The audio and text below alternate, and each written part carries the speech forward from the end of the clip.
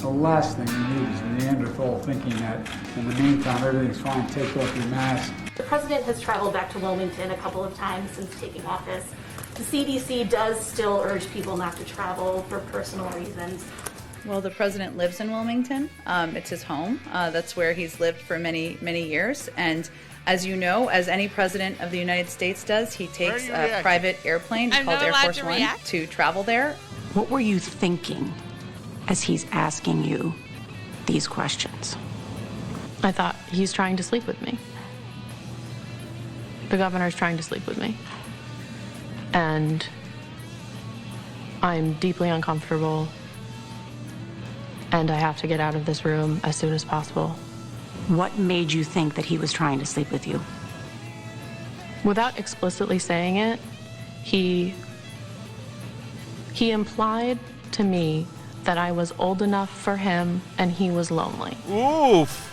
That is, I believe, a credible witness, Alice Shattuck. She seems to have a good head on her shoulders and she's able to communicate plainly that Cuomo was a creep. Yeah, there's no doubt. If you don't ever, there's no reason. If I get fired from my work, Alice, and the allegation was that I was saying those words, the only reason I was saying those words was because I was trying to sleep with somebody. There's no other reason. Yeah, it doesn't at work come up like, no. Well, how old of guys do you date? Because I date people your age. Yes. It's tough, I'm so lonely. Like, that's not a normal work conversation. That was Charlotte Bennett. That special comes out tonight on CBS, or if you're listening on Friday, that came out last night. And I just think that Cuomo's taken too many torpedoes here. He didn't. There doesn't seem to be sexual assault that happened. No. But aside from just randomly kissing people, which he is an Italian, right? So. Oh. I'm going to distance myself once again. I'm sorry I married a white supremacist. He is. I like Italians. Yes. Well, which ones don't you like, Alice? Which nationalities don't you like? Really quickly. No, okay. So he is. He's a creep. There's no doubt about that. It just matters. 2 years ago, he'd have been gone. That's it. No, this is what he did was more than Al Franken. 2 years ago, everybody was heaved overboard. Because it was the time for that reckoning, the Me Too reckoning. Right. Last summer, it was the George Floyd reckoning where you weren't allowed to condemn riots or else you had to be erased from the earth. So, we'll see. I hope he is gone. I did speak to my friend Doug V.B. Gowdy, who's right there in Albany, New York. He had some interesting insight about how Cuomo runs his pressers and deals and controls his messaging, and this guy is he is a control freak, along with being a prima donna and a creepy jerk. So here we go. I will talk with VB right now. All right, it is about time I say hello to my friend, the Burn Barrel friend, VB Doug Gowdy. Of the Doug and Kelly Show now, WGY News Radio 810 and 103.1 in New York. Now, are you a New Yorker now? Greetings from upstate New York, Shattuck. How are you? Yes, I am. I am an official, although I don't get my New York plates until next Tuesday, but that's about to happen. So, yes, I am an official New Yorker now. So, are you going to Or should I say, I am New York tough. Oh, Jesus. Oh, God. So we didn't have a third one this week, but we did have a third one this week. So number 2 and number 3, accuser of Andrew Cuomo, emerged. I thought the second accuser was the most damaging. With him. Charlotte Bennett. Yeah, with him. I don't know. Lindsey Boylan was pretty good. As first lines of accusations go, we should play strip poker is a pretty good one. Charlotte Bennett had a lot there. The idea of, do you like to sleep with older men was a line that I think we all think was like, wow. Yeah. And then the third one, that picture with Anna Ruck with his hands on her face. It's like Joker, and a triple. There were a lot of people here in upstate that thought, you know what? For a guy that's never going to leave, he may have to leave. It looks like he's weathered it for now, but I'll tell you, if there is even one more thing, he is, as somebody eloquently put it on our show today, people think that he's skating. He's skating on really thin ice is what he's doing. Yeah, and that's the fact that he started this thing saying, well, I absolutely deny anything. This is all to, a few days ago, he's like, I'm touchy-feely, sometimes. And then yesterday, a bit of a grovel. And, it's how I communicate. It's how, like you were saying, I mean, this guy has moved the needle on what exactly happened several times. So he's got a truth problem, too. The thing that he said yesterday that I just keep making a big deal of, and I know that others picked up on it. The New York Post says it on the front page. When he said, this is what I want you to know. I never touched someone inappropriately. I never touched someone inappropriately. Okay, but there's two problems with that statement. One, the picture tells a different story. Your hands are on her face, and Anna Ruck, has said, I didn't want his hands on my face. Right. So, yes, you did touch someone inappropriately. Second of all, what difference does that make? This isn't 1980. The line for sexual harassment isn't physical contact anymore. If you are in a position of authority over someone and you are saying things like, do you like to sleep with older men?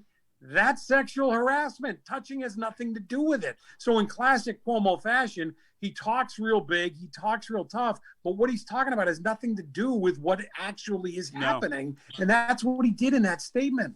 Yeah, and his kind of deflection is lecturing still. He's always like, you've misunderstood, and it should be very obvious to you. It's half like a smarm and half lawyer. But I don't think people like it. I think he comes off like... You think? How about the defense of, by the way, this is how my father did it? What does that have to do with anything? I mean, so if my father was Don Draper, I could do whatever Don Draper did from Mad Men? Like, I don't care what your father did. I know what you're doing in 2019 at a wedding, and it's entirely inappropriate. And by the way, I don't know if you saw the whole presser, but at the end of it, one of the reporters said, I'm just curious, if someone on your staff had been accused of these things that you've been accused of, how would you handle it? And he absolutely ignored it, because we know how he's handled it in the past when he was attorney general, when he was working for Clinton, et cetera. Those guys would be gone. Everybody knows they would be gone. No questions asked. There would be no benefit of the doubt. There would be no wait for an investigation. There would be no wait for the facts. There would be none of that. It would be gone, and that's it. And yet this is what we're told now. We got to wait. We got to play this out. By the way, I don't believe in any way that the attorney general's report is going to be favorable to him. We know this already. She doesn't like him, and she buried him on the nursing home stuff. Mm-hmm. She's going to bury him again. I'm sure of it. But he's buying time with that, obviously. Yeah, I don't think he makes it. I think he's got to get out of Dodge. And one of the things is that it doesn't. Men know when they're hitting on women. Well, women know too. Right. Oh, sorry about that. There's a lot of women that have been coming out, sort of anonymously say, oh yeah, I worked there. This is no news to me, or this isn't a surprise. Right. What they will say is, I never saw that as harassment particularly. He is a weird, quirky guy who thinks this is funny or charming. You know the type. We know this type. Chad. Oh, yeah. You and I both. We have a mutual friend that is like this. And we've told that person many times, look, you got to cut the crap. Somebody's got to tell him you got to cut the crap. The problem is he's such a bully, and we found that out with the whole Ron Kim situation, that nobody dares go up to him and say you've done anything wrong or inappropriate, because then the ire turns on you. Yeah. If ever you're talking to a young lady who works under you, who's 25, and you say you date, I'd accept women 22 and up, and ask her about her sex life with her boyfriend. These are all, tiny little pings sent out to see if you're going to get the reaction you're looking for, to build on that dialogue into something better. I mean, this is simply, he's just trying to pick up the staff. That's exactly what he's trying to do. And this thing with Charlotte Brennan, is it Brennan? No, it's not. Bennett. Charlotte Bennett is the middle one. Yes. Lindsay Boylan is the first one. Anna Ruck is the third one. Yeah, Charlotte Bennett is the middle one. And there's so much there. Don't forget, he apparently or allegedly told her, "You look a lot like the sister of a woman that I dated, but you're the much better looking sister." Right.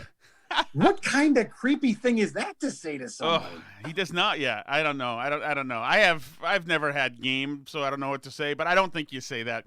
But he was but to browbeat her about her own sexual assault, and to say, hey, you were violated, it was a terrible thing to happen to you again and again and again. I mean, that is trying to break her down, trying to break her. Which again, he put that in his initial response, and everybody said, was that public knowledge that she was a sexual assault victim? Because it seemed like he just outed her. Yeah. Nobody had heard of her, but nobody certainly had heard of any sexual assault. And he put that out for public. And then he said, look, I was trying to mentor her. And everybody said, what a guy. She was 25 with although qualified to be in the governor's office, she had no particular special area of expertise that anyone knows about. And she had no ridiculously high qualifications more than anybody else. So the question became, well, why would you want to mentor her particularly versus the myriad of other people in your office that A, could have been mentored, B, that probably were better qualified for higher up positions, yet you chose to take her under your wing. Why? No one knows, because he does these coronavirus pressers where everyone's on a Zoom and they control them. So there's no follow-up. They mute out questions that they don't like. Oh, wow. I didn't know that. No one gets to ask what really needs to be asked. So today was supposed to be Inauguration Day for Trump. I'm sure you knew. At the United States Capitol. The people in antlers were supposed to take over the ship of state today. Didn't happen. How long? Still, there are troops in the Capitol. How long do you think these troops are going to be there? I hope they're gone tomorrow for their sake. I mean, the stories we keep hearing and all that. Was there an overreaction to this? Sure. There's going to be for a while, right? Any sort of threat down there you got to, because they were asleep at the switch on the 6th, and you can't have that again.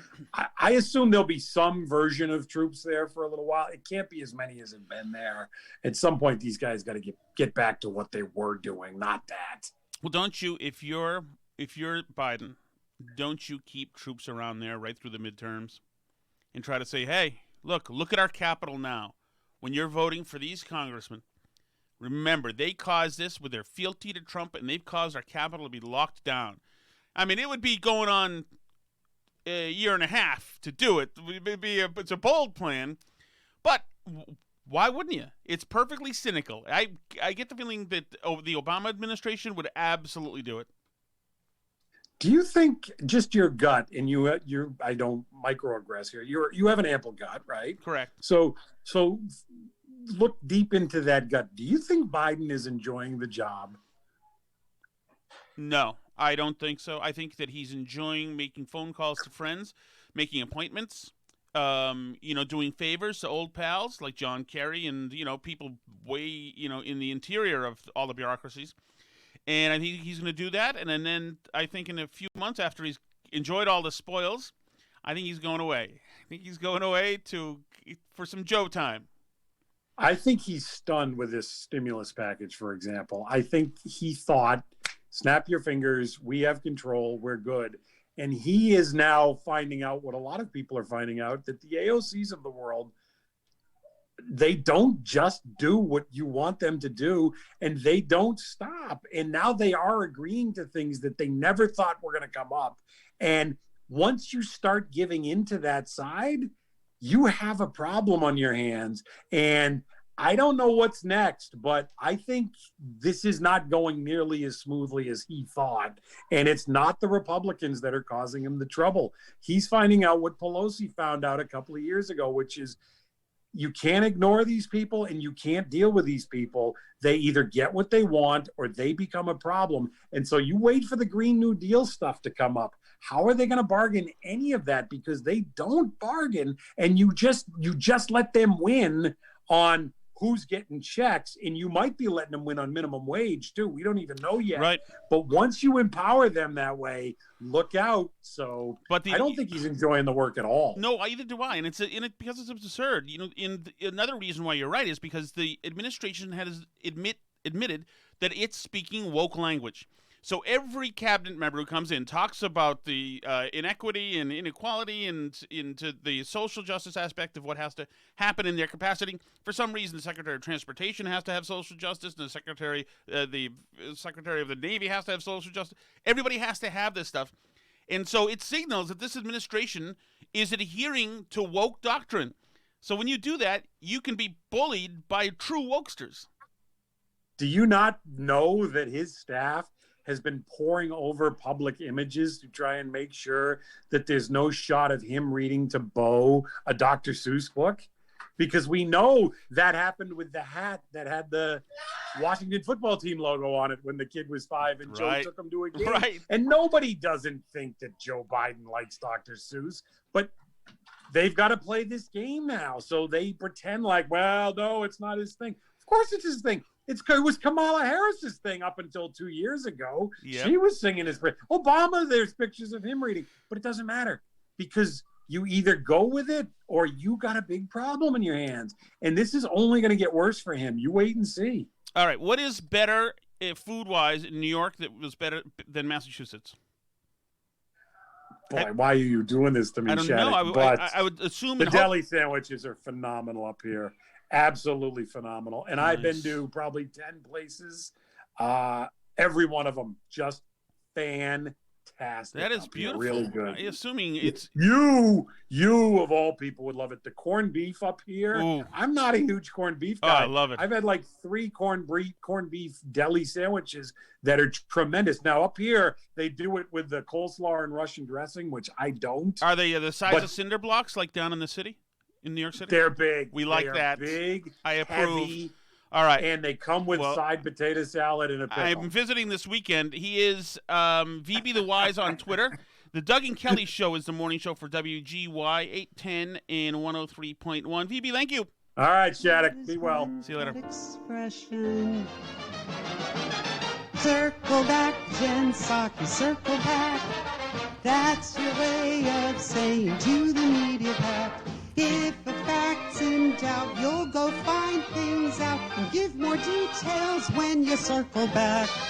She's no hack. Jen Psaki. She's no hack. By the way, thank you to VB. If it sounded to you like in the last minute or so, a child was tortured in the background, that was at VB's house. I heard it too. Are we concerned? Sure. Will we make any phone calls? No. Things happen in life. I'm a parent. I understand everything. It is now time for Jen Psaki. She had a busy day today.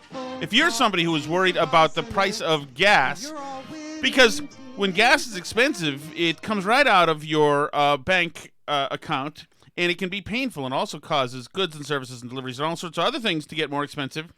So gas prices are important. And, you know, it's a relief to people, working families especially. At a time like now when there's no money around, it is a relief to people to not have to spend $68 to fill up a gas tank. Mm-hmm. And people, especially if you move to the boonies like where we are, you have to drive many, many miles per day. And in the world that happens because not all of us live in Brooklyn. Unfortunately, Biden's policymakers do.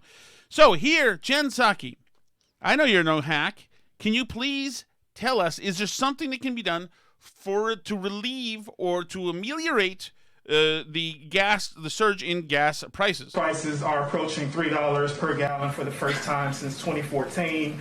Americans, as you well know, are cash strapped. Is the president planning to intervene somehow? OPEC Plus came out this morning and said they were going to limit supply. Does the president plan to intervene somehow, maybe call the Saudi government, Russia, anything in the toolbox to rein in the gas prices? I don't have anything on that to preview for you. I will say, since you've given me sort of an opportunity and opening here. Yeah, we haven't thought about that. We don't care. Screw you. Deal with it. We're not going to look into it. We're not calling Saudi Arabia. But I'm about to do a commercial for some legislation we'd like passed. Is that there's been a lot of reporting on kind of what kind of relief would come out of the American Rescue Plan, something that can help address a range of issues the American people are having, whether it's the cost of gas or it's the inability or concern. This is her putting the question directly into the paper shredder in front of the reporter. So yeah, I don't really care to answer your crap. I'm going to spend a couple of minutes on our other thing, though. We don't care about gas prices. Probably this administration, probably many of the same people who were in the Obama administration, they like rising gas prices. When Obama at least wasn't shy about admitting it. He liked it. They want to force you over to electric vehicles, out of your stupid trucks and other things, because they have they drive hybrid Teslas in Queens or wherever they're living in, and if they don't see why you in the Midwest, who might actually do something, or in the rest of the world, should do anything but be like them, because they're really cool, and why wouldn't you want to emulate them? Right, of course. And I mean, this is something that a lot of politicians do, and I think people see right through it, which is that they just, every question happens to be about their pet issue. I mean, you see people on the left do it. Like, if you're a person who structural racism is your thing, then every question is about structural racism. If you're a person who the American Rescue Plan is what you feel like talking about today, then every question is just about how the American Rescue Plan can help people. And I think, Yeah, but I was told she's no hack. Right. So, but I mean, I think a lot of people fall into that trap, like, without being hacks, right? I mean, I think that Yang had this problem too, and Bernie Sanders to an extent has it too, where people Yang would was ask, a one-issue candidate, right? People would ask Yang a question, and about if people asked Yang about gas prices, Yang's answer would be, well, we should have universal basic income, and Bernie Sanders too. This was like a frustration with Bernie Sanders, is like the very woke people would ask Bernie Sanders, like, how do you feel about structural racism and inequity and blah blah blah, and he would say, well, like, being a social democracy would fix that. So, and that's not responsive to what people are asking, which is why those types of candidates get pigeonholed. But it can also happen to, more mainstream politicians, like with Biden, and this is like the trap Jen Psaki's falling into here, is it's like every question's actually about the American Rescue Plan. Everything's about the American Rescue Plan. But it is a trap, because what's going to happen is Biden's actually president, and this thing is actually going to pass, and it's not going to solve all of everyone's problems forever. It's not going to get the kids back in school. That's also the answer to the question of why aren't kids back in school. The answer is we need to pass the American Rescue Plan. And and the question about gas prices, we need to pass the American Rescue Plan. I assume they're going to find a way to answer questions about the border with the American Rescue Plan too. But the American Rescue Plan is going to be passed, and it's not going to solve all those problems. And then they're going to need to pivot to something new to say, because it's not actually going to do all these things. The teachers' unions aren't going to go back to school because Congress passed some bill that's going to spend some extra money in the schools over the next 10 years. What do they care? That doesn't have anything to do with what them. does this? Oh yeah, we should talk about that actually. Put a pin in that, okay? Mm-hmm. Do we like people who say stick a pin in that? Mm-hmm. No. Do we like people who say mark the tape? Maybe it's more. Those people are you. Yes. Okay, so let's go. Jen Psaki goes high on her moral stanchion here when she is asked about Trump and the vaccine. The president has been pretty critical of the prior administration's handling of this pandemic, saying you inherited a mess here. But when it comes to vaccinations, you are following some of the same playbook here. So does the prior administration deserve some credit for laying the groundwork? Which ones are we following? So Obama, so West Wing arrogant. Well, for instance, former Trump HHS Assistant Secretary Admiral Brett Giroir has said that you're How about you pretend to be the person who answers the questions, Jen, and say which ones you're not following? following 99% of the playbook they created on vaccines. He has said that the prior administration deserves more credit here for at least getting the ball rolling on some of these. I don't think anyone deserves credit when 500,000 people in the country have died of this pandemic. So it doesn't make sense because it's about vaccines and it's about credit. The element of credit doesn't need to be melted down now, into liquid form and cast off into the ocean here. I mean, I'm so angry about this. This is one that actually really irks me because we listened to this same group of people, Obama and Kamala, or not Obama, but Biden and Kamala and all these people, cast doubts on the idea that there could even be a vaccine. All the media, all the liberals were making fun of Trump by saying there would be a vaccine by the end of the year, saying it couldn't happen, wouldn't be done, that it was ridiculous, that it was reckless, that the vaccine would be dangerous. Kamala suggested she wouldn't trust taking a vaccine under the Trump administration. And it makes me so angry because what if Trump had won that election? What if Trump had won that election and they had continued sowing doubt about that vaccine? And it makes me angry because I hear those same words parroted back to me from people I know who are vaccine skeptical. And even though they might be on the other side of the aisle, they'll say, like, well, even Kamala Harris, who's now pro-vaccine, she admitted when she wasn't a vice president that it was rushed and she wouldn't take it. You know, these words come back to haunt you, and these words had a real impact on people's lives. And if they don't think that this actually impacted people, them casting aspersions on the vaccine at the time, when there was clearly data that was showing that this was a great thing that was happening under Operation Warp Speed, it's so frustrating to me that now they would come back and say that somehow Trump screwed up the vaccine or doesn't deserve credit for the vaccine when they were complete naysayers the entire time that the whole vaccine thing was happening. And then they come in and they're like, yay, we did the vaccine. Trump deserves no credit. It makes me mad. It really does. I can tell you're visibly angry. It also should be worth saying that without this impossible feat of creating and distributing this vaccine at this incredible pace that they've done this. Right. Without it, then you may be looking at another 500,000 dead or another million dead. You know, this is a miracle, this vaccine thing. I know it just hates them to say, and more than dead bodies, etc., it's more important to be angry at Trump and never give him credit. These are children, these West Wingers. These are children. So what our focus is on, and when the president's focus is on, when he came into office just over a month ago, was ensuring that we had enough vaccines. We are going to have them now. I believe that's taking credit. And there are 500,000 dead. I don't think we're supposed to be taking credit. I mean, about 100,000 of them in the Biden administration, I believe. I don't think you're supposed to be taking credit. We had enough vaccinators and we had enough vaccine locations to get this Maybe we'll write an editorial about this. What do you think? Maybe. I like it. Pandemic under control. There's no question, and all data points to the fact that there were not enough of any of those things when he took office. Not enough. Yeah, we were There was just supposed to be zero. We were just vaccinating 1 million people a day when Kamala and Joe were saying we were going to be vaccinating 0 people a day. So we got up to 1 million. And I mean, obviously I would expect it to continue accelerating. If it stayed at the same pace, that would be a problem. I mean, you'd have to stop it to keep it at the same pace. I don't know.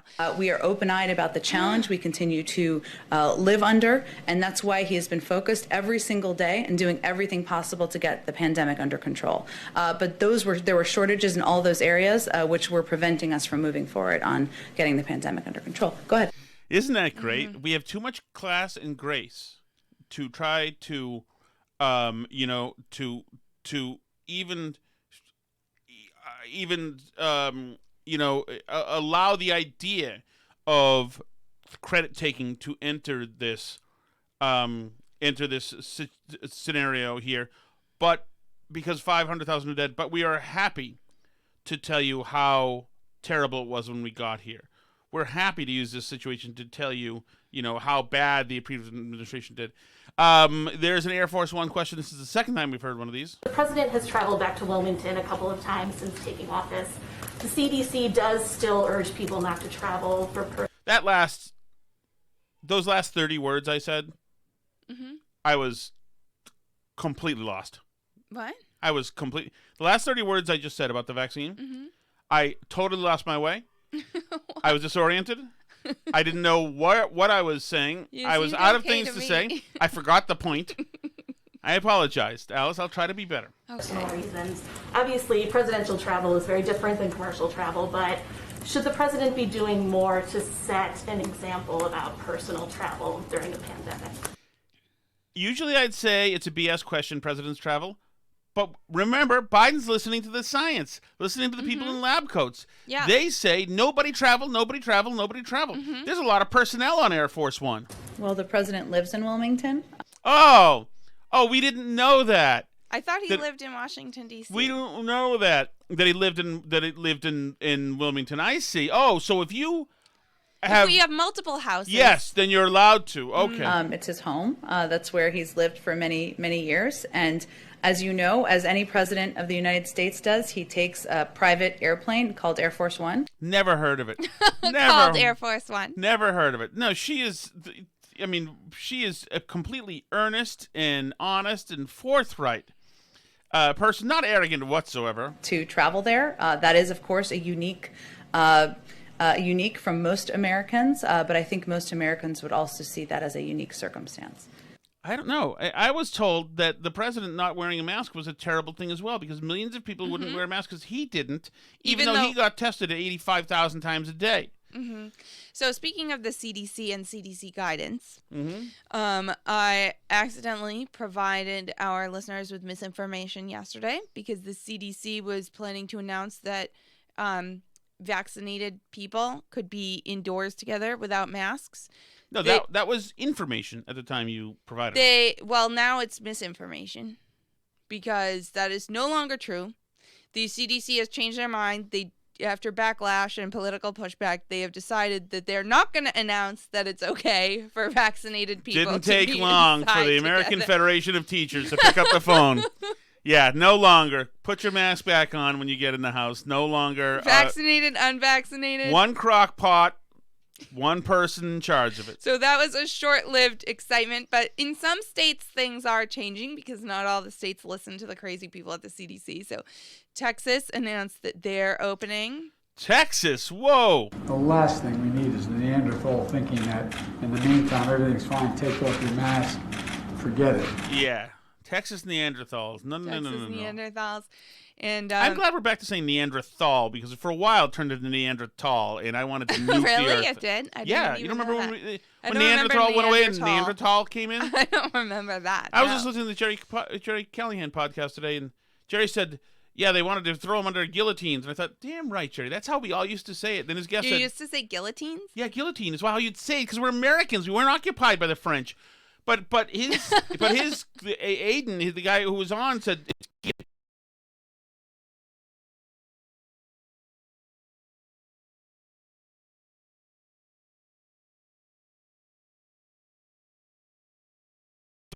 But not now. Not here. Well, Are you struggling looking for something else? No, my camera turned off for some No! reason. Okay, hold on. Now, the next thing I'm back. It's safe. Your camera is turned off now. No, that is no good. Get me back on. I'm the star. People want to look at my visage, I don't know Alice. what's going on. I'm just kidding. But it doesn't matter. Okay. So you're as long back as... too. Okay. We're bright now, though, because I have to turn off the thing. Okay. This is all fascinating, I assume. Okay, let's go to... What do we go to next? Okay. There was a Karen situation badgering on a bus in Washington, D.C. Mm-hmm. A woman got onto the bus without a mask, and another woman decided to light her up because it would go viral. You will go viral today. Ma'am, do you have a mask that you can put on?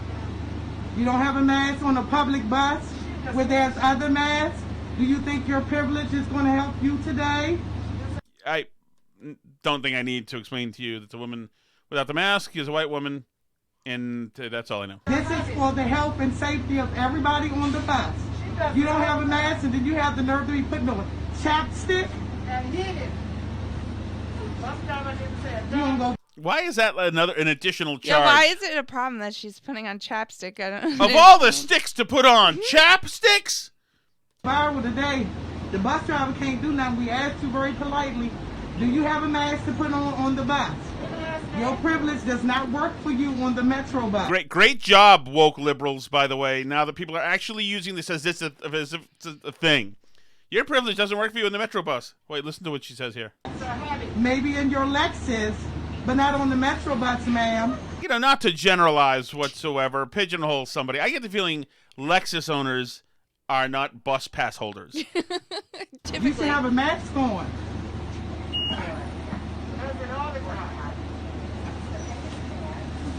This is for the health and safety of everybody riding this Metro bus. But mostly for TikTok. This is unfair for people like you to use your privilege because you don't want to wear a mask. Sorry. She says, you're going to go viral. As far as I'm concerned, anybody who uses seriously in a sentence privilege is not to be taken seriously, is an unserious human being. Let's see. We played Charlotte Bennett, right? What were you thinking as he's asking you these questions? I thought he's trying to sleep with me. The governor's trying to sleep with me. And I'm deeply uncomfortable. And I have to get out of this room as soon as possible. What made you think that he was trying to sleep with you? Without explicitly saying it, he implied to me that I was old enough for him and he was lonely. Yeah, that'll do it. There's no surprise there. Obviously, he was trying to sleep with her. I think we all know that. Of course. I mean... Now, else we've got another situation here. Okay. Hold on. There's an ad playing in our situation, so I need a moment. Okay, here we go. Anthony Fauci is ticked off about this Texas stuff. He wants names. He is not pleased that you're showing a degree of liberation in Texas. No masks, no whatever. And this guy, he is turned into a thug with a baseball bat, right? Sent by the teachers' unions to bust heads. It just is inexplicable one why you would speaker want to pull back now. I Even I understand noticed that.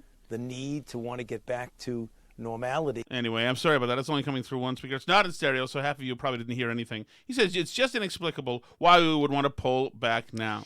It's not just Texas, though. I mean, this is a few states are doing this. Even Massachusetts is like reopening some stuff. Ned Indoor Lamont. dining is back. Connecticut is back. In no more limits on indoor dining. Mississippi, I'm forgetting one. I forget which one it is. And the numbers are going down. This is undeniable. This thing follows a wave pattern, and it goes up and it goes down, and we're on a down, and this is the time. Like, if you're going to do it, if you're going to open stuff, the moment is now.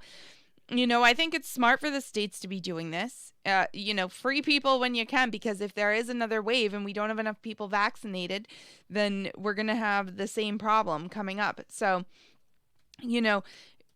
it's better to open things at times when you can, and we're absolutely entering a time when we can be open. I mean, Florida's just been open the whole time, and their numbers, frankly, for over the winter aren't any worse than a lot of these places that have been totally locked down, like California or New York. They're better than those places. So, and there's a lot of factors that go into that. I'm not sure that it's, a credit to Ron DeSantis. A brand new streaming program, 60 Minutes Plus. That he's kept COVID low. I mean, I think to a degree, Tom's big on saying the disease does what it wants, but I think to an extent that's true, that like this follows a cyclical pattern like the flu does or whatever, and nobody suggests like if we have a bad flu season that just not enough people wash their hands this year, I guess. Like that's not the way we act about the flu. This is also an illness. It's a more contagious illness than the flu. So I don't know why we act this way about COVID. It's very bizarre to me. Right. Well, it's so 2020 and 2021 that we use it as a test of your morality. So here's the QAnon shaman, the guy with the antlers who was in the Capitol. Dudes, hey. On this country. Do you understand that? No, they were not, ma'am. My actions were not an attack on this country. That is incorrect. That is inaccurate entirely. How would you describe them? My actions personally? On January 6th. My actions on January 6th, how would I describe them? I like that. My actions personally? It's like, no, River Phoenix's actions personally. Well, I sang a song, and that's a part of shamanism. It's about creating positive vibrations in a sacred chamber. I also stop people from stealing and vandalizing that sacred space, the Senate.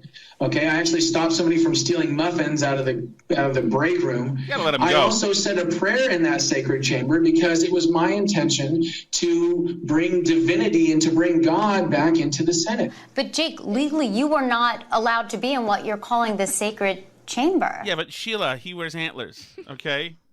And that is... He saved the muffins, Sheila. And that is the one very serious regret that I have, was believing that when we were waved in by police officers, that it was acceptable.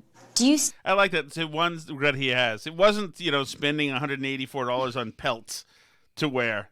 Still believe you're a patriot? I consider myself a lover of my country. I consider myself a believer in the Constitution. I consider myself a believer in truth and our founding principles. I consider myself a believer in God. There you go. Here's I'm that surprised his lawyer let him do this. To be I think his perfectly lawyer has said, remember his lawyer they interviewed in the beginning, and he was like, it's not going to be easy. He had antlers in the middle of the Senate. He was like, there wasn't a camera he wasn't on. Oh, poor Jacob Chansley. I don't know. I don't think that these people were a planned insurrection. I mean, you touched on this with VB, but this whole thing about the March 4th thing is just bizarre. I mean, I don't know that anybody was promoting March 4th except FBI agents pretending to be QAnon people. Mm-hmm. I would very much like to know, like, what percentage of the people talking about March 4th being a thing were, like, federal agents, because I think it's a significant number of them. Because from what I understand, like, when I've tried to look into this to see, like, what these so-called threats were and stuff, it seems to me that most of the QAnon people were saying, like, don't do anything on March 4th. They're trying to frame us. This is a false flag, and nothing should happen on March 4th. So first of all, take any right-wing extremist movement, and, like, half the people in the movement are federal agents trying to catch people. Oh, totally. And now, like, this like, threat on March 4th, I don't buy that there were any actual right-wingers planning to do anything on March 4th. I just don't. I mean, and I'd like to see if they have some proof of what intelligence they had that someone was actually plotting something, and they want to show us that to explain why they need to keep the National Guard in the Capitol for another 2 months. I would love to see that, because I don't buy it. I think they just enjoy having barbed wire and National Guard troops everywhere. I really do. Like, I think they would never let another one of us plebeians into another federal building again if they could get away with it. I really, like, they don't like having to have the hoi polloi in there, and they would love it if they could just ban us all from ever coming into their special federal district ever again. Yeah, well, I double down on what I said with VB. You know, keeping a true presence in there shows that we're still under siege from evil Republicans, and that's you and me and the people with antlers are all the same, and they've been doing, and it's the white supremacists too. And they've conflated all these things into one thing. And these are the people that were in the Capitol are nuts, and they, behaved completely inappropriately. Everybody ought to know that we're not allowed to storm the Capitol just because the police line breaks and they're not resisting you anymore. That doesn't mean that, that you're supposed to be smashing through the windows and going after Congress people. Like, I don't know. It just seems like common knowledge to me that when you want to go to the Capitol, you have to, like, fill out forms and do stuff and have your ID and go through a metal detector. Generally, that's, like, been my experience of visiting federal buildings. Well, it does seem like some people just walked right in and they were let in. So yeah, no, I think that that's true. But I also, you and I have traveled in Washington, D.C., and even other federal buildings, like, even, like, our courthouses in Massachusetts, you have to, like, go through metal detectors and stuff, right? Like, you don't get to just walk in any door or, like, climb through any window and get to come in, right? Don't you think that that's, like, pretty common knowledge that, like, that there's not, in general, like, the part of the White House tour isn't putting up your feet on Nancy Pelosi's desk? Could go either way on that. So I don't know. I think that these people thought that it was fine, probably, but I also, I don't know. I feel badly for them, but I don't think that what they did was correct still, and I think that a normal person who's, not crazy I think that most non-crazy people, most people who aren't wearing furs and antlers, know that there's more of a process to get into the Capitol typically than what they were doing. I am looking at our mentions in the United States too. Okay. I'm sorry, in Twitter. Okay. And there's some very good stuff here. Now, we had a submission for the swear that I needed. Okay. Because I needed a word. I'm not allowed to blaspheme anymore. There's been an uproar about that. And some people don't want to hear the swears because they're trying to listen in their cars and they don't want their kids to be hearing that, and that's understandable. So, Alice, I have gotten a submission. We just got one, right? Did you not even? You've you're not had a even few. Familiar? Oh, You've yeah. had a few, yeah. How come I can't see any of them right Tactical Preppy told you one. Okay, yeah, and he Toast did the told one you from. one. Okay, so Tactical Preppy told us the one from Firefly, which actually is something that when Alice Shattuck and Tom Shattuck were first dating was something that we were both. I taught you about Firefly. Okay, you taught me about Firefly. I'm sorry. Okay. She got me into Firefly, and we really kind of got into it. My brother used to be into it, and we used to mention just how cool it was that they had their own swears. And so, okay, what is the one from Firefly? Gorram. Gorram. Yeah, like instead of GD? goddamn, yeah. Okay, Gorram. Huh. Gorram. I wonder what his thought was for using that. I mean, I think the thought was it sounds enough like it that people can tell, and it can't be canceled on network television. Okay, so I like that, Gorram. Although it's still not offensive enough. But and then he had one from another sci-fi show that I forgot what it was because I didn't watch that show. Are you able to find that message? Yes. Because I forgot where it was. It's in Twitter messages. Battlestar Galactica fracking. Oh! Original Battlestar Galactica? I guess. I don't know. I didn't. With Dirk Benedict, who I met and didn't want me It says the recording first reboot of Battlestar Galactica. Oh, okay. Well, that has one of the Firefly BSG girls on it, person. actually. That has the prostitute from Firefly in it, I think. Oh, that's mainly the reason your brother watches the whole show, actually. Yes. Wow. You're just you're attacking Italians, attacking your own brother-in-law. Yeah, and okay, so and what else is there? And then Toast suggested you say sugar. Oh, come on, Toast. You know what? That's what somebody with class would say. Isn't it? Mm-hmm. Sugar. It's such a... And fudge. Oh, wait. I see where she's going with this. There's a resemblance, similarity. Yeah.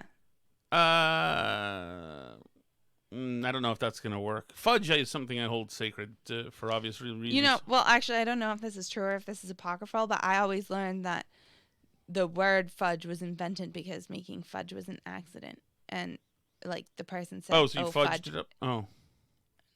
No? I don't know. The person you know what? said, oh, fudge. And I love apocryphal as a word, but it always sounds like something much more serious happened. It just means you don't know where it came from. Well, then no, I thought it meant it was false, of false origins. It doesn't necessarily mean that it's false. It means of unknown But it origin. sounds like apocryphal. Sounds like, oh my God, there's lightning involved and there's something big happening. Maybe you would like my Bible studies podcast after all. There's even apocrypha, which are apocryphal books of the Bible. I don't know. We'll see. You don't do apocrypha?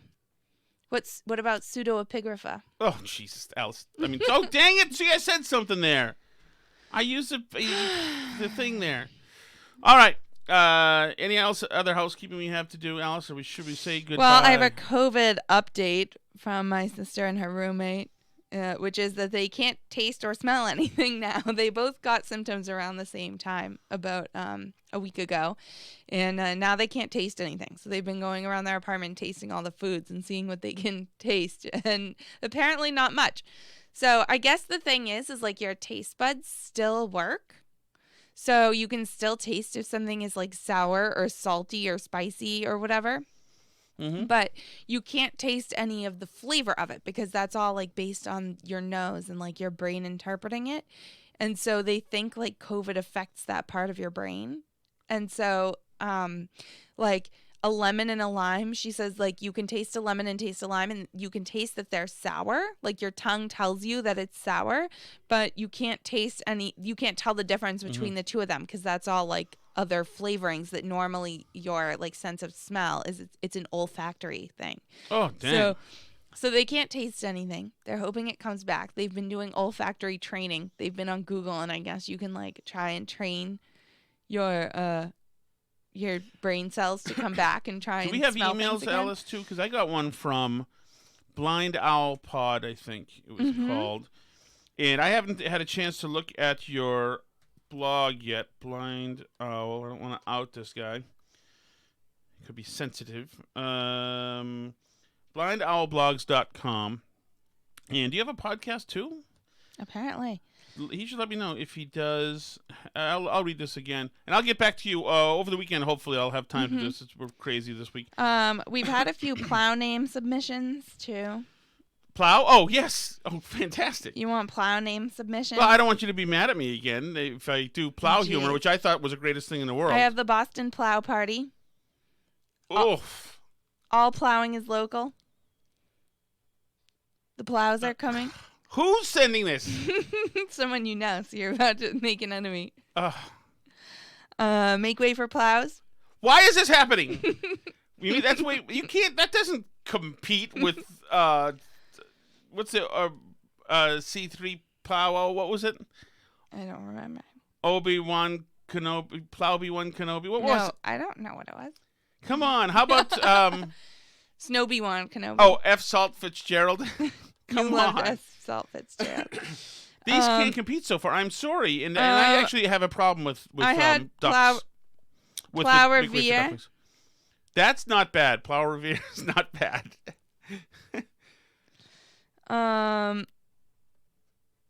Whitey De-Icer. I don't know if I get that. I don't get it either. These are not hitting the mark, Alice. I don't know. So I think that's all there is for plow names. Who else has the Circle Back song in their head? Okay, we'll circle back with you. Certainly. Oh, wait. I do have one update from Florida.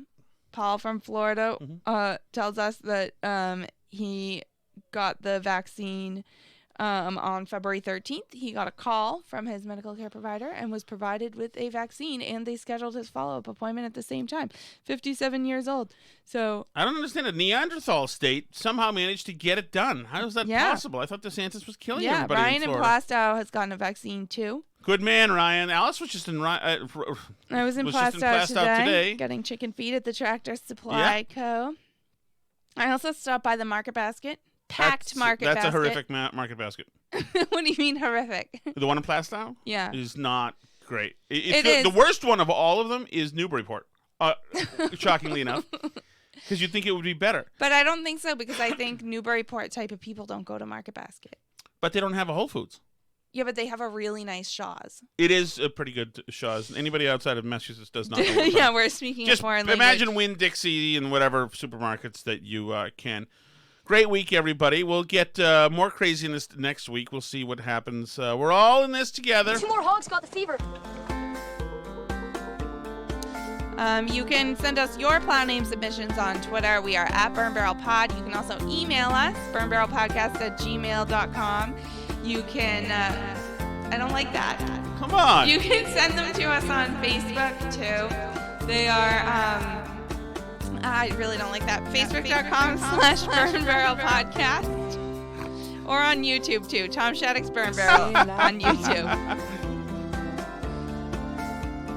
Do you remember, by the way, that once you did that to me and then you left the echo on, and the next show I was echoing and you blamed me and my computer? That's right. And it was you had left the echo on. What a Gorram jerk you married. I know.